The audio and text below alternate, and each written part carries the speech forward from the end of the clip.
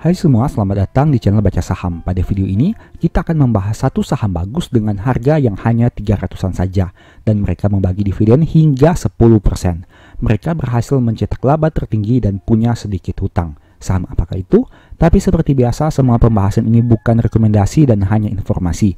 Ingat, kerugian kamu tanggung sendiri ya. Saat ini kita akan membahas saham CAMP atau PT Campina Ice Cream. Teman-teman bisa lihat di sini untuk kinerja harga saham di tahun 2022, di mana sempat mencetak angka tertinggi dengan harga 348, tapi sempat juga turun hingga ke angka 248. Nah, sekarang kita lihat untuk strategi yang dimiliki oleh perusahaan untuk menunjang pertumbuhan yang berkelanjutan. Yang pertama adalah memperluas platform penjualan dan distribusi. Yang kedua, meningkatkan brand awareness. Dan yang ketiga, fokus keberlanjutan dalam pengembangan produk baru. Tentu saja, ini berkaitan dengan produk perusahaan yaitu ice cream.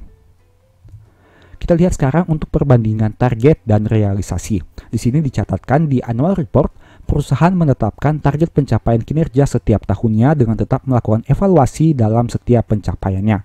Sebelumnya, perusahaan merencanakan target penjualan tumbuh di angka 14% dibandingkan tahun sebelumnya. Hingga pertengahan Q3 2022 pada bulan Agustus, perusahaan menilai bahwa progres kinerja masih tetap tumbuh, namun memahami situasi dan kondisi yang tidak menentu akibat pencabutan subsidi energi dari pemerintah hingga meningkatnya harga BBM yang cukup berpengaruh terhadap operasional perusahaan. Ditambah curah hujan yang tinggi disertai bencana alam di berbagai daerah di Indonesia menyebabkan adanya sedikit koreksi di Q4 tahun 2022.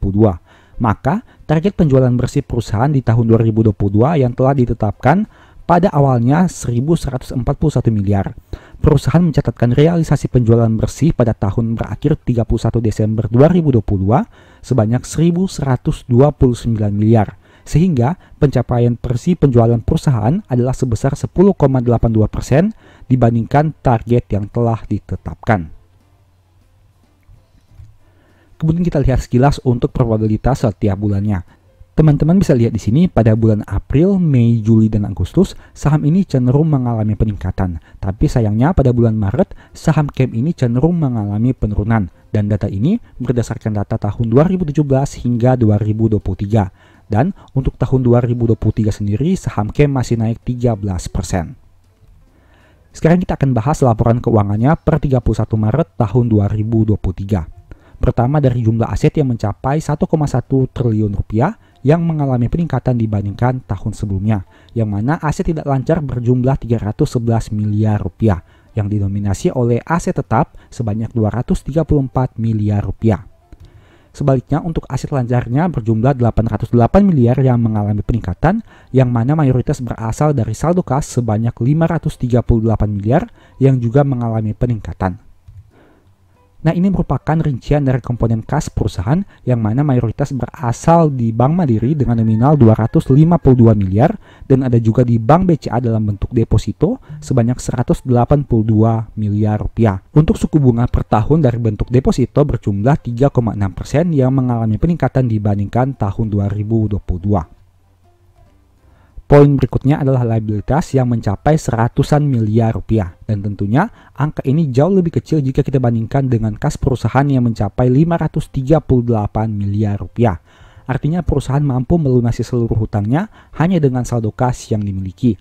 Apalagi liabilitas terbanyak berasal dari liabilitas imbalan kerja sebanyak 61 miliar rupiah.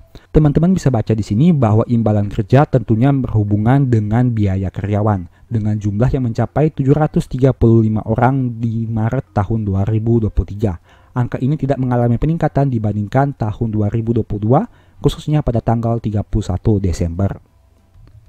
Nah, kita lihat dari aspek ekuitasnya yang mencapai 975 miliar yang mengalami peningkatan dibanding tahun sebelumnya. Tapi sayangnya, mayoritas masih berasal dari modal ditempatkan dan di store sebanyak 588 miliar dan bukan berasal dari saldo labanya. Poin berikutnya adalah dari aspek laba rugi dengan penjualan bersih sebanyak 270 miliar rupiah yang mengalami peningkatan dibanding tahun 2022. Begitu juga dengan peningkatan beban pokok penjualannya. Tapi, karena kenaikan penjualan yang lebih besar, laba kotornya masih bisa tumbuh dari 149 menjadi 156 miliar rupiah. Nah, kita lihat di sini bahwa dari rincian penjualan yang dilakukan perusahaan di tahun 2023, terdapat kenaikan untuk retur penjualan dan adanya potongan harga penjualan. Hal itulah yang menyebabkan kenapa nilai penjualannya tidak bisa lebih besar dibanding 273 miliar rupiah. Untuk detail dari beban pokok penjualannya, teman-teman bisa lihat di sini bahwa mayoritas berasal dari pemakaian bahan baku yang mengalami peningkatan dibanding tahun sebelumnya. Untuk beban usahanya sendiri yang terbesar adalah biaya promosi yang mengalami peningkatan dibanding tahun 2022. Ada juga biaya angkutan yang juga mengalami peningkatan dan sarana pemasaran.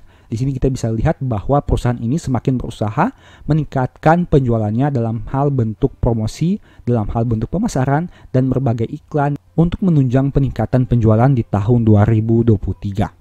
Kemudian kita lihat dampaknya terhadap laba tahun berjalan yang mengalami peningkatan dari 27,9 naik menjadi 34,1 di tahun 2023. Historical EPS-nya juga menarik karena di tahun 2023 mereka mencatat kinerja tertinggi dalam 4 tahun terakhir.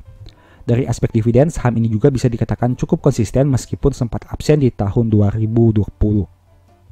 Yieldnya sekitar 10,1% per 14,8 dengan PBV 2 kali, yang berarti dengan modal 165, saham ini dijual lebih mahal dengan harga 346.